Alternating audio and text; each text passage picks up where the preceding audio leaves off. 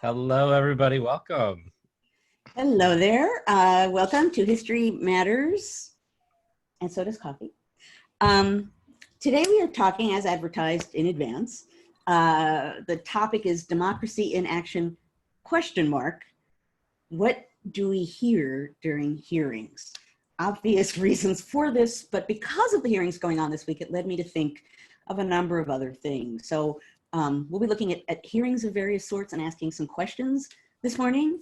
But before I ask any questions, my partner in crime, Matt, has several, I have been told, pieces of information that are important to communicate before we begin. Indeed. And welcome, everybody. And thank you for your participation this morning. A couple housekeeping items, just the rules of the game, as it were. As always, we encourage you to use chat to put in where you're at, the weather, anything fun and exciting, but always keep it germane to what we're trying to talk about here today. And of course, family friendly. If you do have questions, please put them in Q&A, because I do tend to miss them if they go through chat. So put them in Q&A, and that's where we'll get to as many questions as we can by the end of during our Q&A section at the end of the show. And additionally, as always, if you like what we're doing here at the National Council of History Education, please join us on the web at www.ncheteach. This show and all of our past episodes can be found on our conversations page, which is www.ncheteach.org/conversations. And of course, you can join us and join our webinars. We're not quite ready to reveal some really big news that we have coming up, but stay tuned, because we have some really big news in the next few weeks. So Very cool. coming up, so we'll reveal that. I do have two pieces of housekeeping before we get started. The first is, this is serious. I want to make sure that everybody is aware that our board has met and has drafted a response to, or a statement, excuse me, about teaching history in a time of crisis. And this is a really important document, and I know Joanne was a part of that. That is essentially a position about teaching during times of crisis. And teaching history at moments when history is being controversial, being made controversial in a variety of ways. Yes. And that can be found in our news section on our website. So that one is very serious, and please read it and see where we stand on this really important issue. The other thing that we should mention, which is a piece of good news people have been waiting for now, I dare say 20 weeks or more, but we have a store. We have we have swag. Last few weeks we've been putting this together, and we have a couple items on there now, and it will continue to grow. But if you go to our website and then go to the resources, I believe it's under resources, you can find our shopping. And Joanne has seen one of the things. I shared it with her last week. That's right real? After the show. The one you showed me is really happening? It's really, we have a mug ready to purchase. I can't tell you guys how happy I am. Yes, featuring, and I believe we're actually calling it a newbie mug. So so please check that out, and like I said, we're going to be adding to it. So we're really excited about that. So there's a newbie mug. And with that, I'm going to turn it over to Joanne to get going with really this is going to be fun stuff today. So okay. And for those of you there, I know that there are a few people here. I know at least one who has not been here before. And just to explain all of the newbie talk, Newbie is the history bird. He's my rescue parakeet, who I got about a month ago. He was abandoned in Central Park, and he often has a lot to say about history now and again. So Newbie has become kind of our what do you want to call him? Our mascot? Our mascot, yeah. He's History Matters mascot. Little does he know. I keep trying to tell him. He has like an audience. He has fans. Now he has a mug. Okay, I'm very excited by this, Matt. Now, like when we're done, where's the first place I'm going. Okay. Carolee is all over it. She's putting the links right into chat. So thank you, Carolee. Okay. Okay. So let us plunge in. Going to move a few things around here. Okay. Excellent. Okay. So as I said at the top of the show, our topic today is democracy in action, question mark. What do we hear during hearings? Obviously, it's inspired by what's going on this week. But given what's going on this week, the ongoing hearings that are questioning Supreme Court nominee Amy Coney Barrett, that's what led to this. But that also led me to think about a quote and an event that sprang to mind that have to do with what are these kinds of hearings good for? What do they do? Why do we have them? What are they supposed to accomplish? And how might that feed into the current moment? So that's what inspired our topic for today. I do, and I apologize for sometimes waiting until the last minute to decide what we're going to be talking about this week, because at any given minute, the news is changing. So I try and come up with something that's relevant to what's happening immediately. Okay. So hearings, what do they do? What are they supposed to do? What kind of an impact do they have? Now, obviously, in some ways, they're a form of theater, right? They're a kind of performance. And that is particularly true if you think about Supreme Court nominee hearings, because those are not elected positions. They're nominated by an elected official, by the president, but still, it's not as though we particularly, specifically, can have direct power over that nominee. We can communicate with our representatives, with our senators, with our members in the House, representatives of all kinds if we have strong feelings about it, but that gets to one of the larger reasons for hearings. And I've said this week after week after week here on History Matters, and that is public opinion is at the center of our form of government. It's at the center of any democratic form of government. What matters is what we, the public, think, who we put in office based on what we think. We have, supposedly, the power to give power to people and to take it away. That's the essence of a democratic form of government. So although we might not have a direct impact on a nominee at a given moment, the theater of that moment, what it shows about the government, what it shows about specific members of Congress, what it suggests about the president who happens to be in power, what it suggests about how the government itself is working, what it tells parties about what they are signaling that they stand for at any given moment. There's a lot being communicated at any kind of hearing, even this kind of hearing where we're really, to more of a degree than in some cases with other hearings, really just watching. And we've seen, there have been any number of highly controversial, even Supreme Court nominations that caused a public debate of one kind or another that really had an impact that I'm not going to go into right now, but I'm sure you can think of several of them. I can, just in my lifetime. So it's not as though there wouldn't be necessarily a controversy born of what we're watching go on right now. But I think related to that, a lot of the impact has to do with, in a broad way, the working of democracy, and in a more specific way, the fact that what we think matters a lot. Now that leads to the quote that I thought of when I thought hearings, this week needs to be about hearings. And I thought about a quote. So I will confess right up front that I went looking for the quote, and I went looking for details about the other thing I'm going to talk specifically about this morning, and couldn't find either, but they're in my memory bank. So true confessions of a historian. I was so tired this morning. I literally had my own books open, and I was like, Freeman, your index is pointless. Like, come on, didn't you put this in the index? But the point will be made in a pretty apparent way. So one of the things that sprang to mind when I knew what we were going to be talking about today was an incident that happens, that I discuss in my most recent book, The Field of Blood, Violence in Congress and the Road to Civil War. In the middle of the period that I talk about, 1830 to 1860, there's a violent incident in Congress. There's actually, as I discuss in the book, many physically violent incidents in Congress.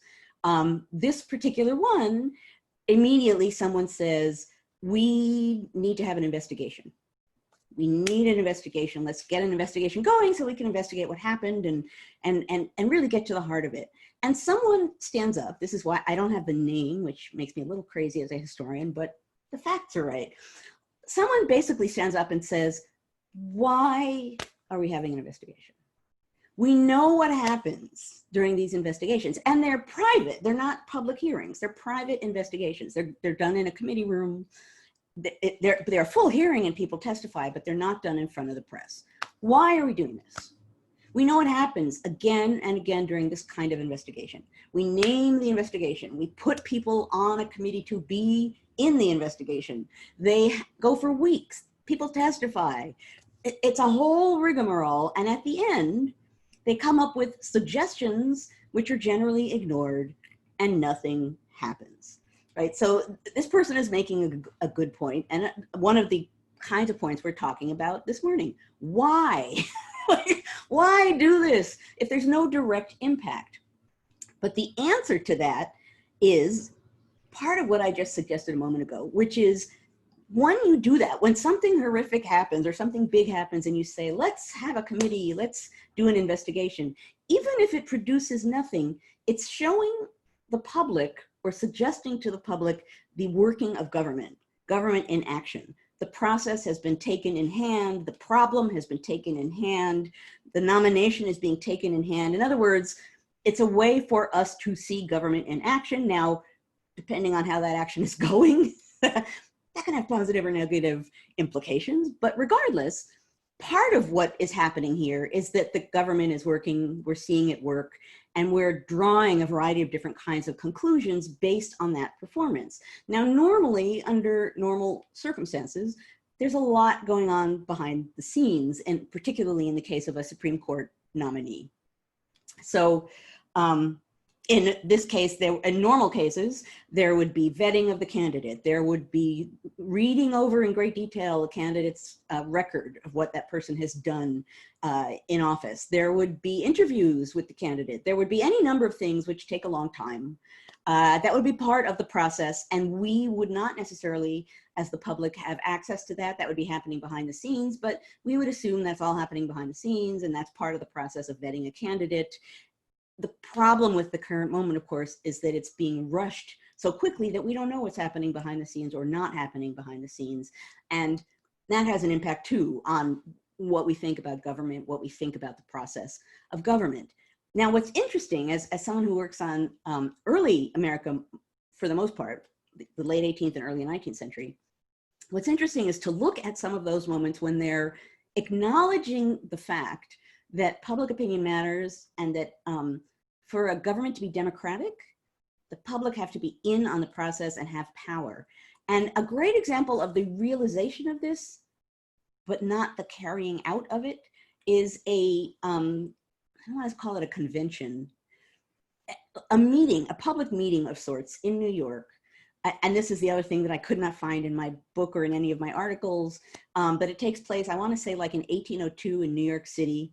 And they're going to name candidates, a slate of candidates for local office, potentially for the New York legislature, but at any rate, the office actually doesn't matter. What matters is there's a big group of, it's a big public meeting, and a small group of people, these are all Jeffersonian Republicans.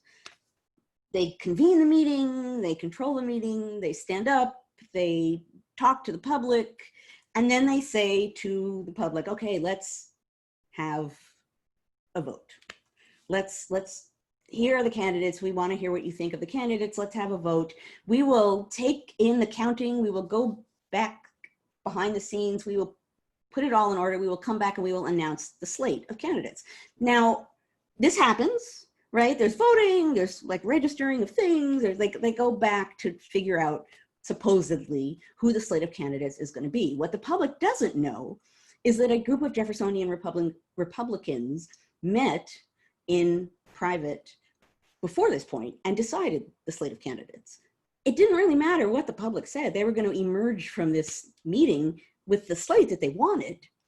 but they realized that they needed to gesture to the public that they were included in the process. I find that fascinating because it shows you a moment when there's a lot of improvisation going on about what democracy means and how democratic a nation, the United States, is going to be, and how that acts out on a ground level. And you see people there negotiating that, right? You see people there saying, okay, this is kind of important, but we don't really want to surrender control.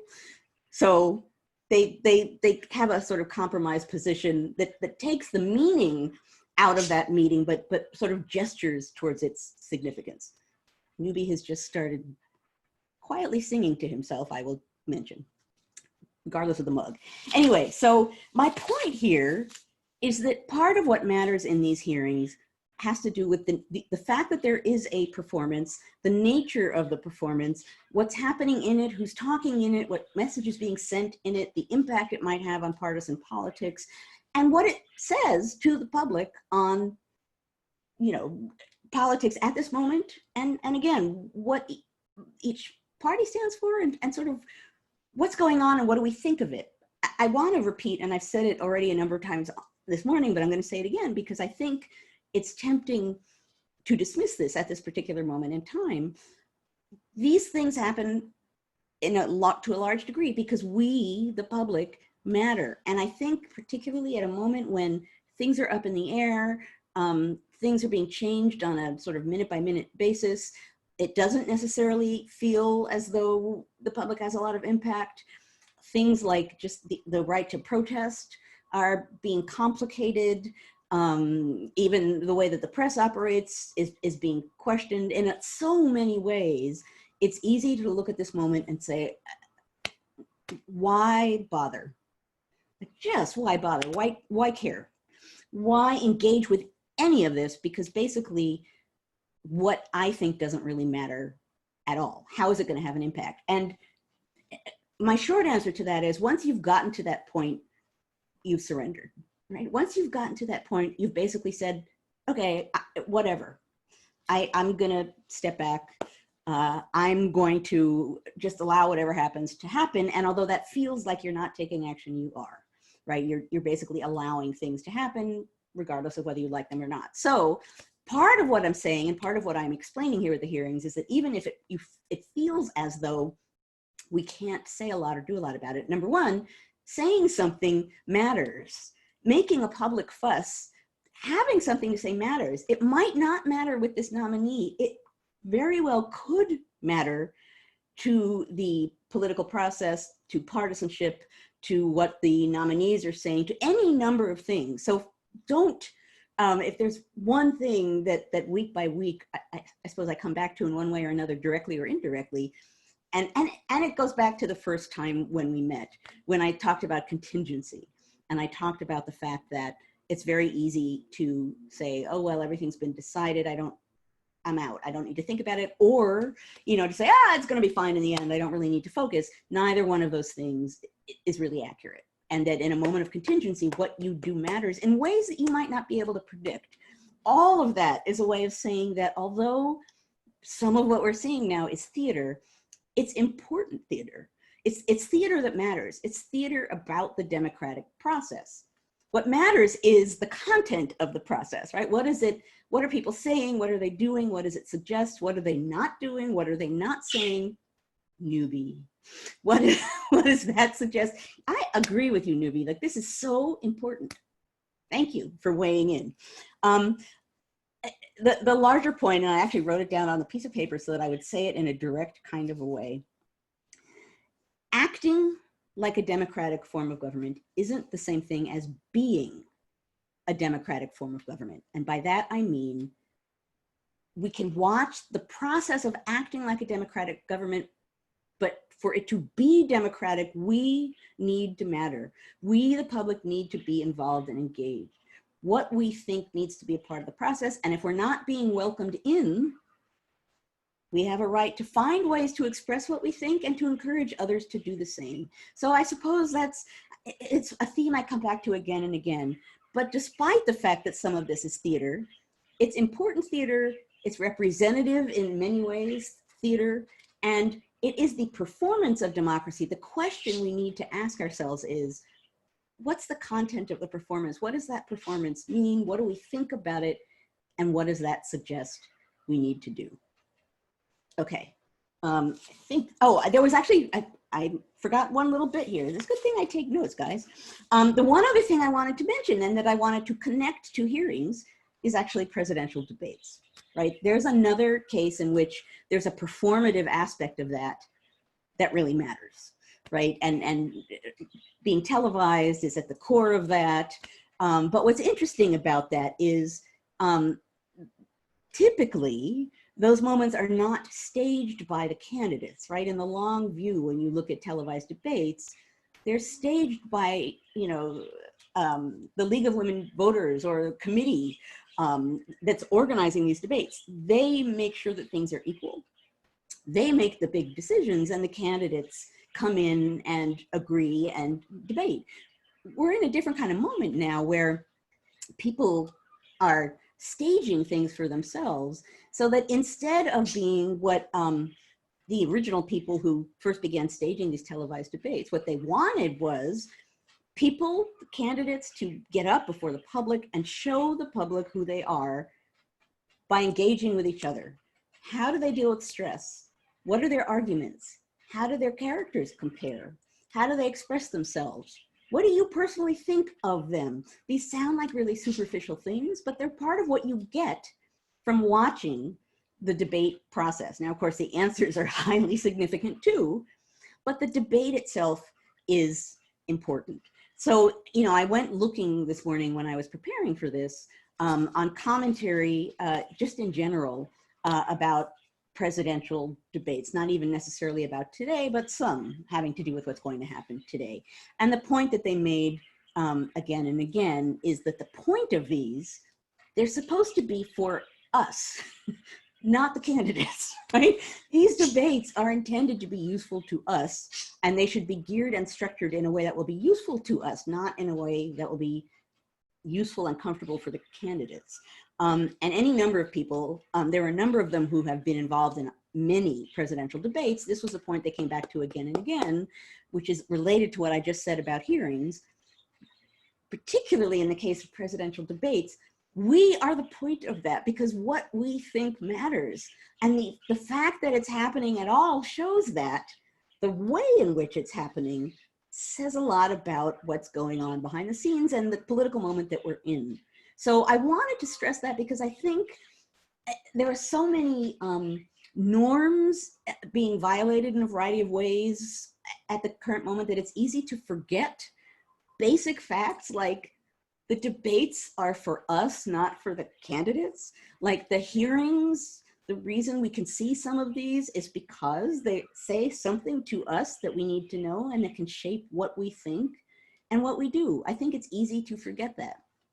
The other totally minor point that I wanted to make this morning, which involves presidential debates being televised.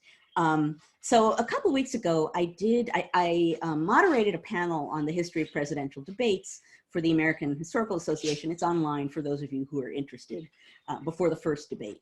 And Newton Minow, who has had a variety of different roles regarding television generally and these televised debates specifically, he was actually part of the panel. I believe he's 92 years old, and I think he's been involved in every presidential election for many, many, many decades. So it was kind of remarkable to have him there.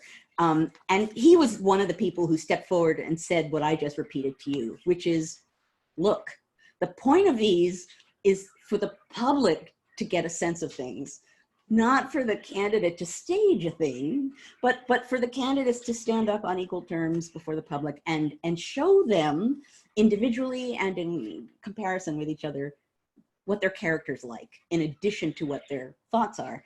I bring that up because the other totally minor trivial point, which I didn't pass on when I last talked about presidential debates and which I remembered this morning, and this is your trivia. There you go. Tom has gotten it, a 3-hour tour. So Newton Minow, in a very famous, but you didn't think I would sing this morning, in a very famous speech he gave in 1961, He was chairman of the Federal Communications Commission at the time. And although he acknowledged that TV had many good purposes, he said, I want to quote him directly, that for the most part, American television is, quote, a vast wasteland. This did not please network executives. And, and thank you, the panel was excellent. I really enjoyed being on that panel, so do find it online, and I'll communicate to Matt where to find it. I have actually 1 or 2 links to articles that I'll pass along as well. Thank you. The moderator was trying very hard.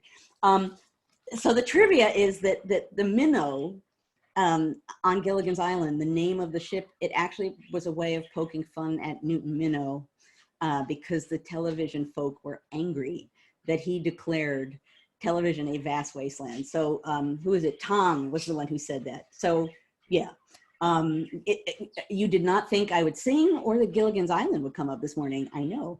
But that is your trivia for the day. I think it's important to find a reason to smile every day because there are so many reasons to not smile. So that is my little gift to you. I am now out of time. So I will stop for the moment. That's my larger message, is that it's theater that matters. Even if in this particular case with the hearing, we might not have a direct impact, our response to what's going on, our thoughts about what it suggests about people in power, about the government, about parties, about where the country is headed, that matters a lot. And what we do matters a lot. That's particularly true in the next 2 point whatever weeks. That will continue to be true for months. So the coming election is vital. What we do is vital, and that won't stop or shouldn't stop with the election. We really need to be thoughtful, conscious citizens at this moment. We need to think about the fact that democracy requires action, that we can't. I was being interviewed by some TV person this week, and he said, you know, wow, for a lot of the 20th century, elections have been, you know, sort of placid. And one of the things I said in response to that was, yeah, and I think many Americans got an impression that democracy is easy. It happens. It bubbles along. And you watch it happen and you vote, and then it continues to bubble along. And I think that that's not necessarily true. And one of the things we're learning right now is that not only is that not necessarily true, but when it isn't necessarily true, things need to happen. You need to take action. You need to be a good citizen. You need to think about what's happening. You need to think about what you think about that, what it means, why it's important, and find a way to make your voice heard.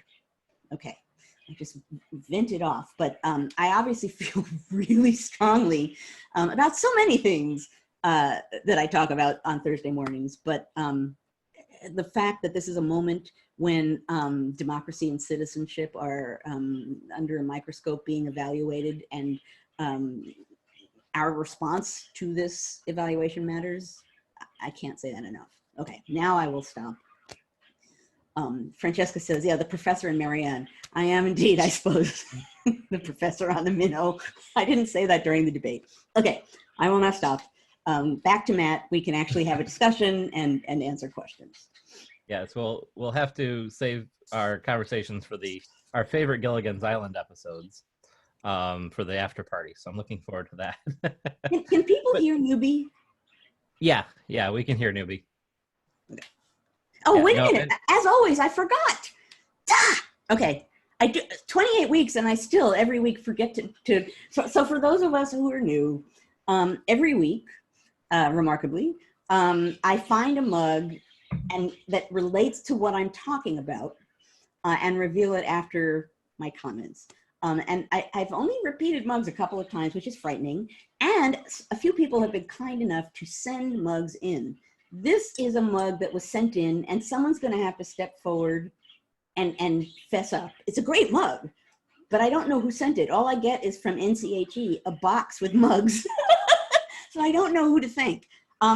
This one says, and I'll turn it around in a moment, the advancement and diffusion of knowledge is the only guardian of true liberty. Knowledge, the advancement of knowledge. This is what should be happening during hearings and debates. We should be learning things. So this is actually a thematically appropriate mug with a James Madison quote, which I did not check to make sure it's a James Madison quote, but I think it sounds like him. At any rate, thank you to whoever. Oh, wait a minute. James Stewart. James. Okay. Thank No you relation to my very cousin, as we discovered last week. Thank you very much. It's an Adams quote. Is that true? Adams would, or it says Madison. Someone's going to have to check that for me. Look it up. I should have done that.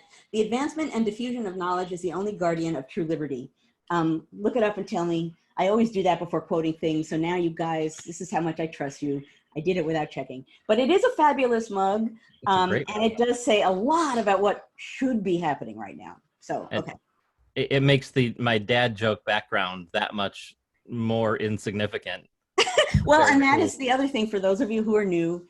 So I have the surprise mug, and then Matt has a background that relates to whatever we're talking about. Yes. Is that like a soundproof booth or something? Yes. Yes. So that you can't hear? Well, so this is a room where you get your hearing tested, so it's quite literally a hearing room. Oh, wow. That's a dad joke. It is a dad joke. I even had a picture of the Senate Judiciary hearing room up, and then I thought, no, we need a little humor. So I went to the dad joke. Thank you. We do indeed need humor, and it is indeed Madison. Folks have checked. I appreciate that. Yes, Tom says it's a stretch, Matt. It is. However, I have no problem with stretches because some of my mug connections have been a little iffy. So okay, let's move on and answer some questions. All right, we got 6 questions in here, and as always, please put some questions in because my weekly threat is still alive and well, which is you might have to listen to my questions if you don't put yours in. Communication St. George's, I don't know who that is, asks, how have hearings changed as technology has changed? Right. Now, this relates to a larger message that I'm sure I must, in 28 weeks, I'm sure I must have talked about before, and in part because it's something that really fascinates me, which is the interplay of technology and democracy. And the fact that any form of technology that shapes communication in a significant way shapes the process of democracy. So that was true of the telegraph, that was true of radio, that was true of TV. Think about what happened in the 1960s with civil rights violence and how that shaped what people thought of things. And that remains true even in the case of things that are supposed to be televised, like debates. The question about that, and I don't have the answer to this, it does matter. So the televising matters and how it's staged matters, which is part of why it's so important for outside folk to set these up and not the candidates themselves. What I don't have the answer to, and although social media is by no means new in any way, we don't still fully know the impact that it has on the political process. It's like changing in real time in some ways.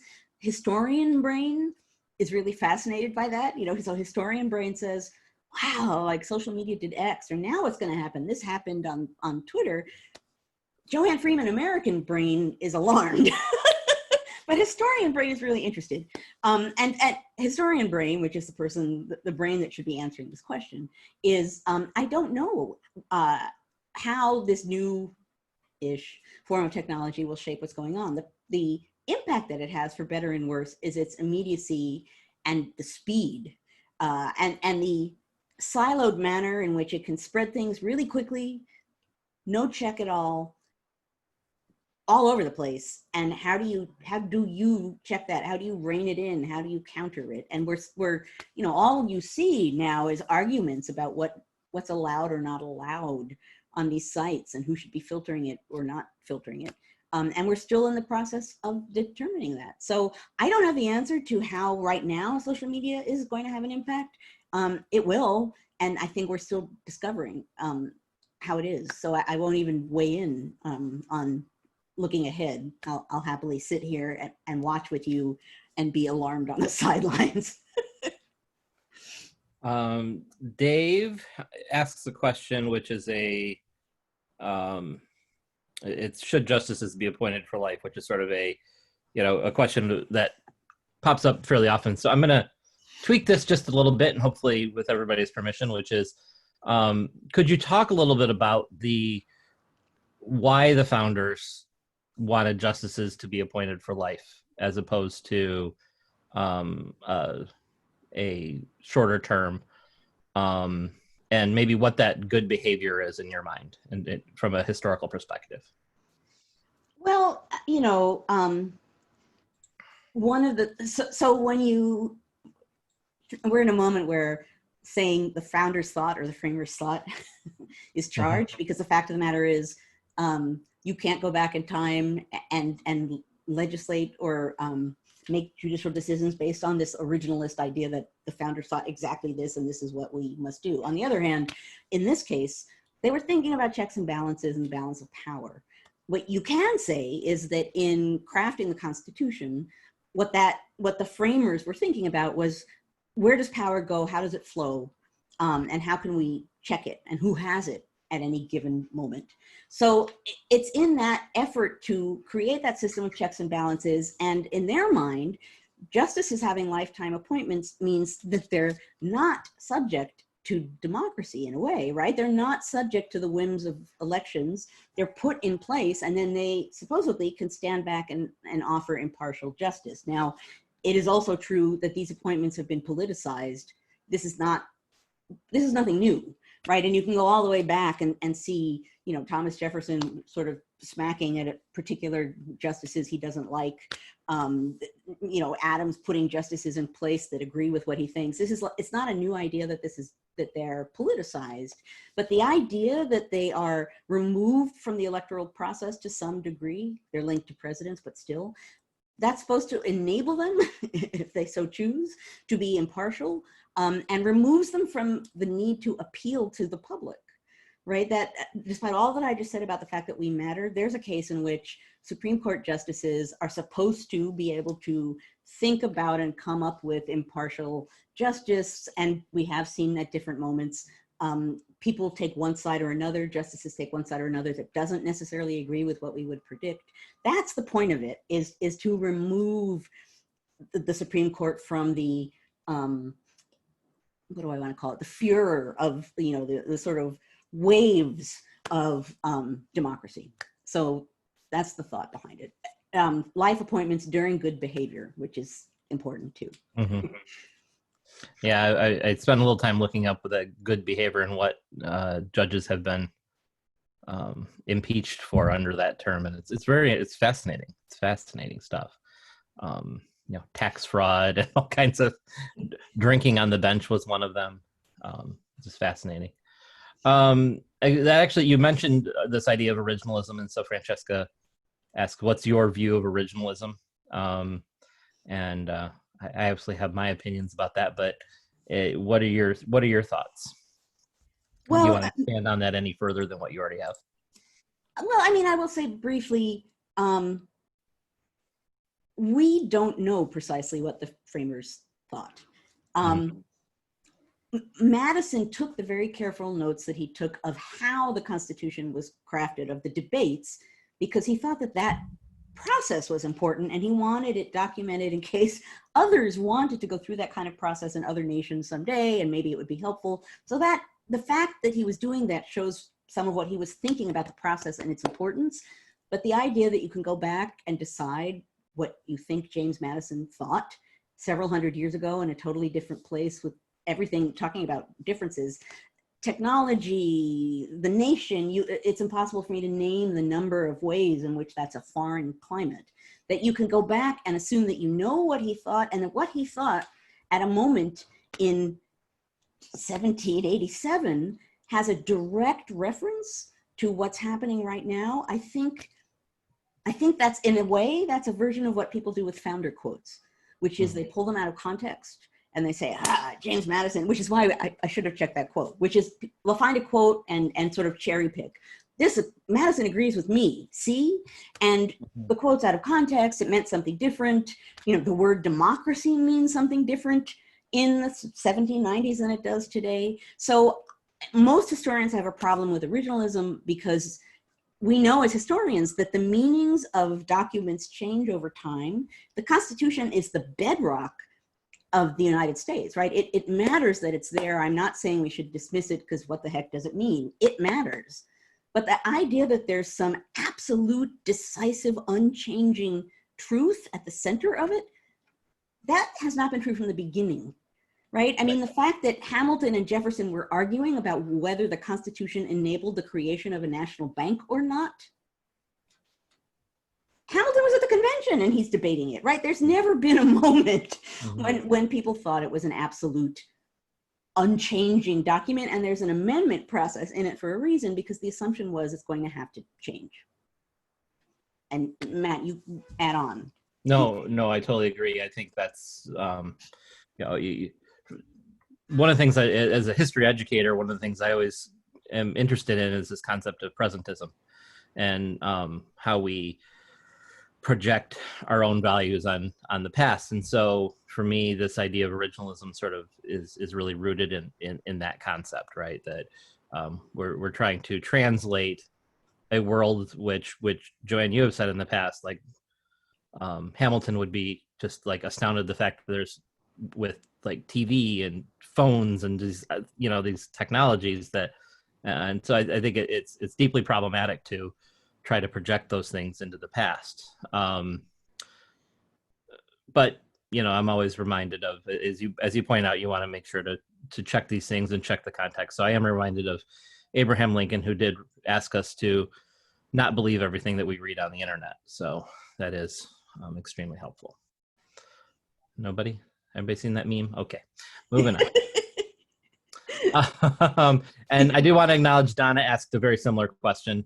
And she actually mentioned here that the fact that there wasn't a single unified interpretation of the document at the time is evidence enough that we should really be careful about using this term originalist.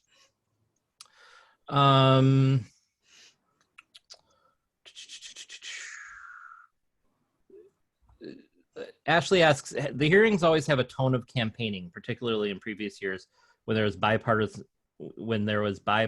support for, have hearings always had the tone of campaigning, particularly in previous years when there was bipartisan support for justice confirmations? Well, they certainly have partisan implications and impact.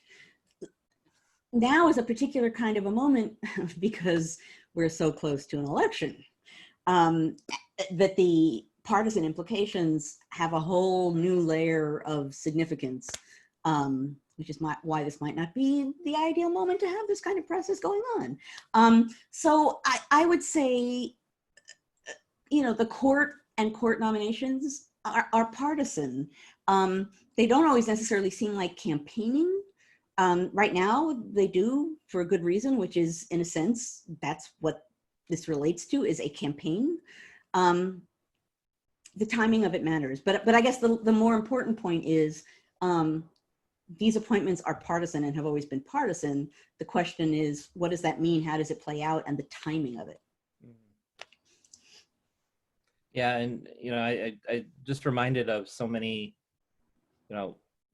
many justices have come through the process with vast majorities of. I mean, John Roberts had 78 votes in the Senate. I mean, so it's not a new phenomenon, because there's certainly been contested ones in the past as well. But certainly in the last few years, we have seen this phenomenon of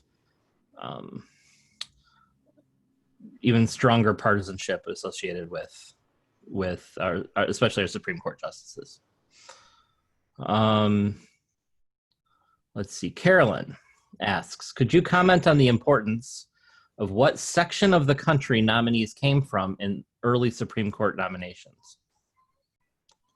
That's asking you to dig into some probably pretty inchoate information, if you happen to have it, but I can speak in a more general way. I can speak in, yeah.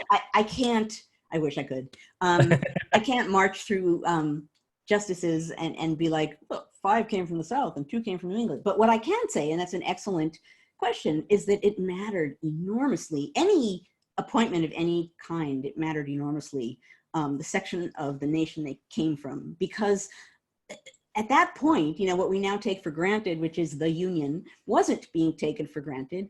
Different sections of the nation were suspicious of other sections of the nation, and there was constantly an attempt to balance.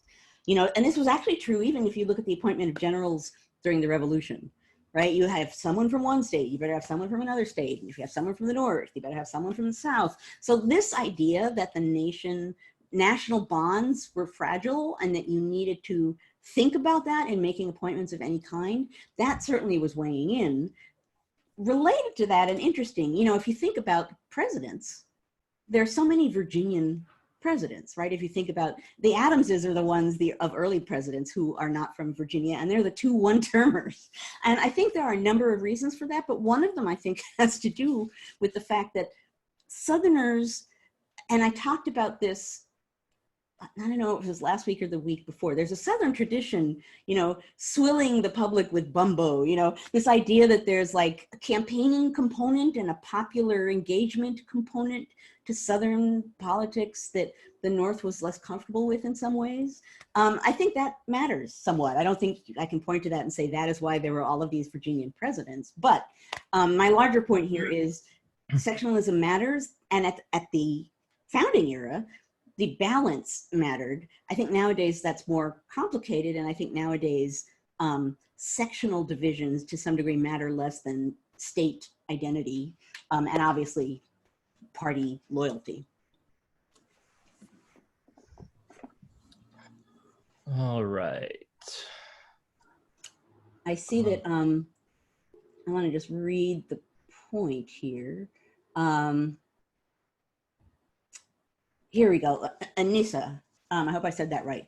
Writing and literature teacher here, the notion that language is static and straightforward forever and always baffles me, and that's absolutely true. And that's, you know, if one of the first things I teach in my American Revolution course at Yale, it's a big lecture course that has people freshman to senior year, non-history majors, and the first lecture, one of the points I make is think about what words mean in this time period, because there are all kinds of words, and I list some of them, right? Democracy, liberty, freedom. We assume meanings for them that meant something entirely different at the time, even the word democracy. So it's so important to think about language, as you're suggesting, Anissa, in context, right? How did people understand them at the time? I mean, if you look at scholarship, right? If you look at almost anything I've written, there's an early point in a chapter or an article where I will say, this is how it was understood at the time. This is how this word was understood at the time. And I go to the Oxford English Dictionary or some other dictionary, and I look to see how the word is being used in 1790. That matters a lot. And sometimes that's totally eye-opening. Sometimes that gives you a historical insight that can be mind-boggling. It's definitely happened that way to me. So yes, Beth says context, context, context. Absolutely true.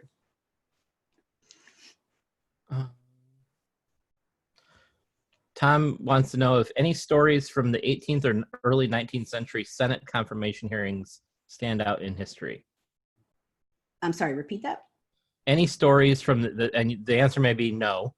Or it might be that I don't know, but I don't know. Missed the question. But the question is, any stories from the 18th or early 19th century Senate confirmation hearings that stand out in history? I do not know. Okay. Because there wasn't, I do not either. So and there weren't public hearings. Yeah. Also, so I don't know.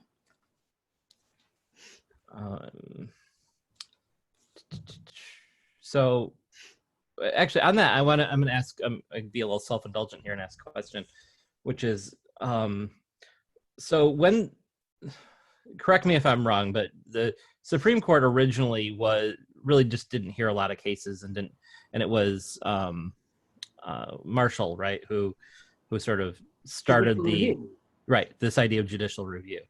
At that stage, did the Supreme Court become like something more important to the nation in terms of what was going on at the time, or was it still sort of considered this sort of offshoot until the idea of judicial review really became ingrained into our everyday vernacular? Well, that idea of judicial review, even before the phrase necessarily was stamped on it, Mm-hmm.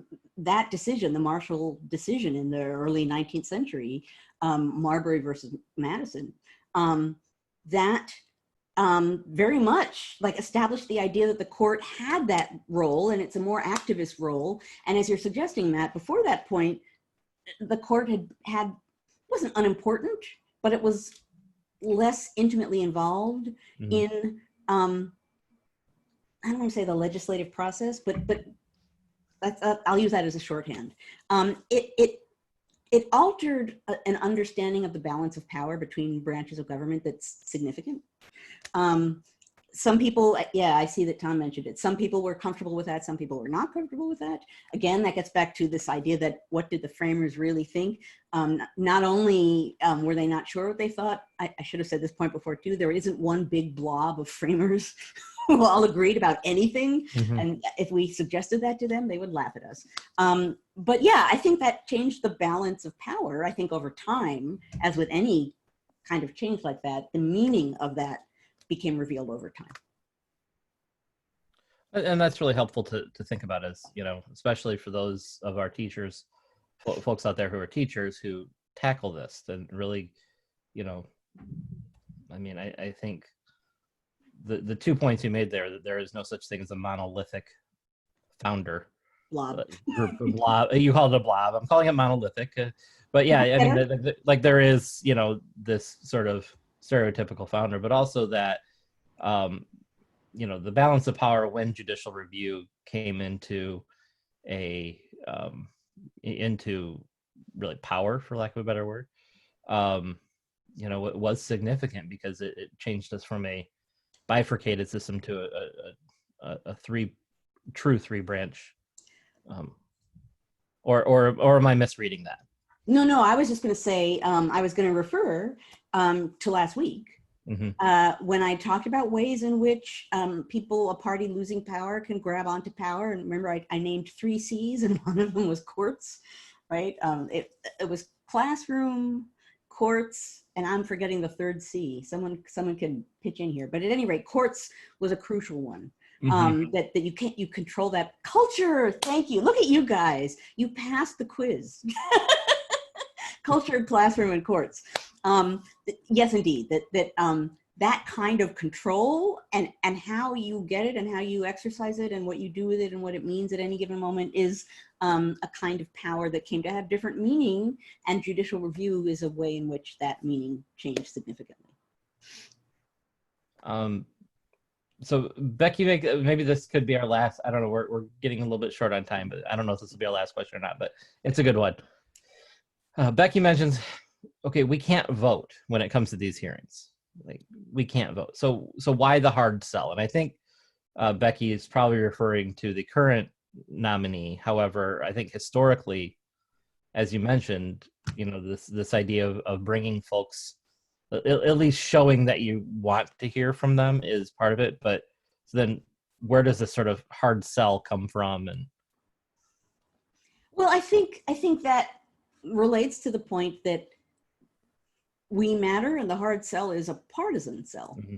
Right? So we've seen so many ways in which, and we've talked about so many ways in which claims are being made and language is being used that are intended to have an emotional impact on people. And then I've said over and over again, we need to stop and think before we respond to some of the charges and some of the language that's being thrown at us. So some of what we're seeing now, I think, it's the hard sell is party-based. It's partisan more than anything else. And it's also, I suppose, to some degree, has to do with the individuals doing the hard sell. But more than anything else, I think this is about partisan competition. It's about a party wanting power.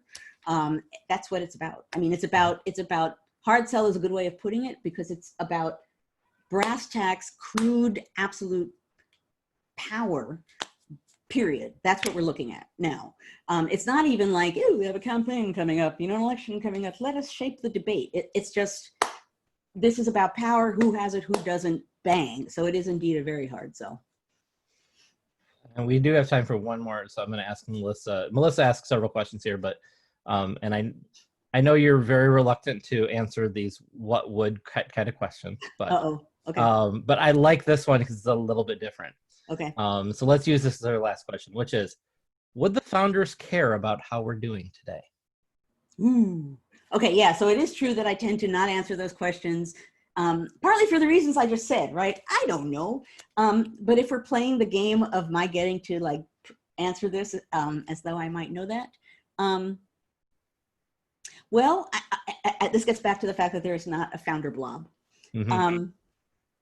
Alexander Hamilton was not really, did not trust the democratic process very much. He did not, he thought that the public should vote and then shut up and step out of the way. So I think Hamilton would look around and be basically, I told you. I told you. There's like too democratic. It's just not good. Someone else, maybe Thomas Jefferson would weigh in and say, giving that much power to the national executive, taking power away from the states, look what happens. Too much national power, too much centralized power. So the short answer is, generally speaking, there are many ways in which they would not be pleased, but related to this idea that you can't get back to one originalist point of view, they would have a lot of different reasons for being upset. So I guess that'll be my careful what if answer. I like it. And I like the question because it wasn't like what, it wasn't a what question. It was right. Would they care? And I think the answer is yeah. They wouldn't agree on what it meant, but.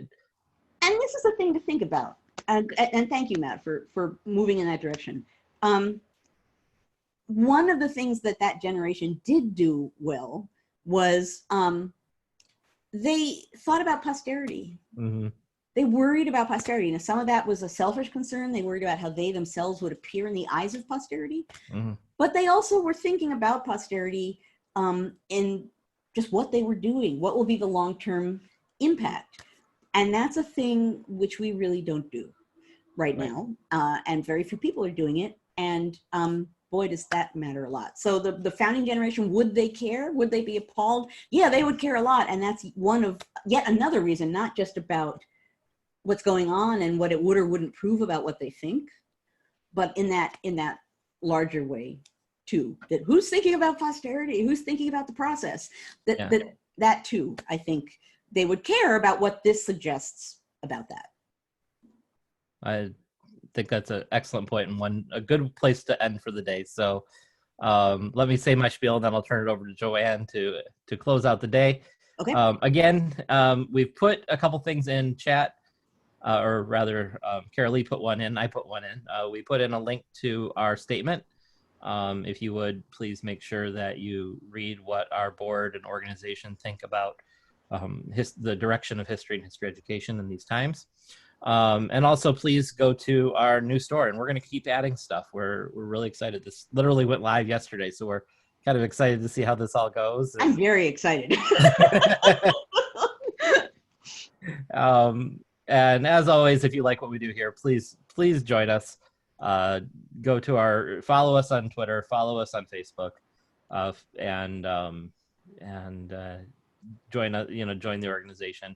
We have a lot of really amazing stuff coming up between now and April, kind of culminating in our terrific virtual conference, and it's going to be really, really pretty amazing from everything that's going on. And we have some really cool events coming up between now and then. So more on that in short order. So last little comment from me before I turn it over to Joanne, which is I can see from my personal Facebook feed that folks are out there doing early voting. And I just want to encourage everybody to make sure you vote, exercise your rights. One of the things we talk about here on History Matters and So Does Coffee is the rights that we have and being attentive to them and where they came from. And if you want to know if our foundings would care, I think they would very much care that we are out there and exercising our rights.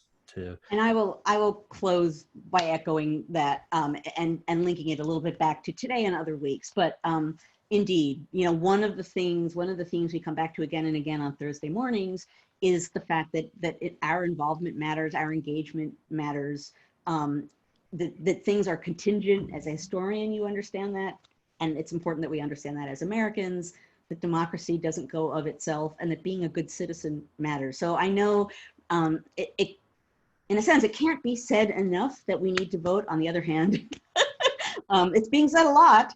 But that said, it's crucial, and it should be easy. There should be a big debate about the voting process at some point.